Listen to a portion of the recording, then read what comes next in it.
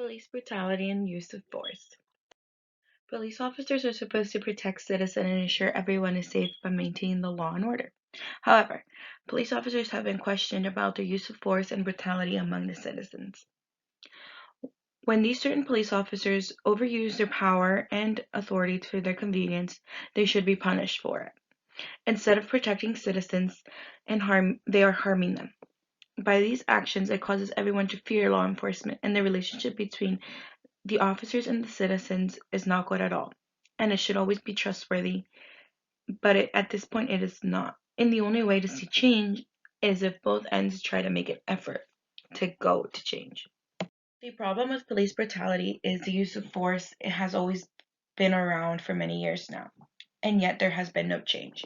In the article, researching the use of force and background of the international project stated that for as long as modern public police has existed, their use of force and violence have been a political and public topic, which I completely agree with this.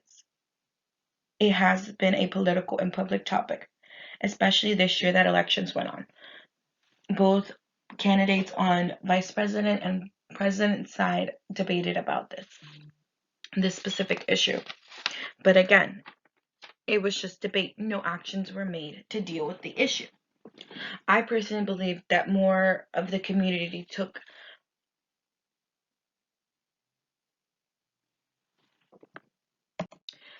matters into their own hand rather than the political side of things. I say that because watching the news this summer, all you would see is the protesters. There was some rowdy protesters and there were some peaceful protesters. But the officers, again, took the wrong method to deal with this issue, especially with the peaceful protesters. The peaceful protesters got gassed, got tased, got beaten for just standing there and not fighting with the officers. Again, that is an issue. Another point in the same article, researching the use of force of the background to the international project, is officers revealed that it is not unusual for police officers to ignore improper conduct by their own fellow officers. Which leads me to the point, how are officers supposed to be punished when their own fellow team members cover for them? They are not helping better their community, they're just making things worse for themselves and the community. My solution for this issue would be to have a better police academy where officers are trained the correct way, where they show officers not to be biased towards color, religion, ethnicity, or even gender. Everyone should be treated equally and always set an example to other officers that bias do not get in the way. A way to enforce this solution would be to punish every officer who misuses their power to their convenience. That way other officers understand that they will be punished for it.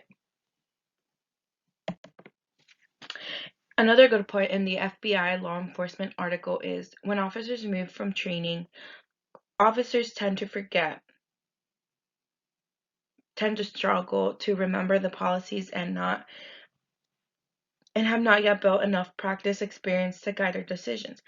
At this point, critical thinking ability may be the only thing enabling them to quickly, efficiently, and safely evaluate the situation. In some departments, even as officers progress their careers, critical thinking is not promoted in professional development training, and there is little or no opportunity for leadership development. Critical thinking is one of the main things that should be taught, and by not teaching this in training programs, it makes officers not understand or figure out how to deal with certain situations. By teaching critical thinking, it will help not only the officers figure out the correct way to deal with situations, but also understand why they came to that solution for that situation. Now going back to my solution proposal. My solution would be to get better training programs and change the police academies, and also punish those officers who use their authority to their convenience, and also punish the officers who cover for them as well. Another thing that I would change would be to have a better understanding of how to deal with protests, because that has been happening a lot lately. So I would want to teach the officers how to proceed properly and not escalate the situation even more. A downside of my proposal would be that not everyone thinks the same, especially the older generation and more experienced officers. They have been through certain events that the newer officers have not. For the older generation, it will be more difficult for them to understand and accept the change that should be happening. In conclusion, police officers should be more aware of their actions and be punished for their actions when they overuse their authority to their convenience. Community members should feel safe and not terrorized, and the relationship between the officers and the community should be a good relationship, a trustworthy one where they're not afraid to call or help the officers in certain situations.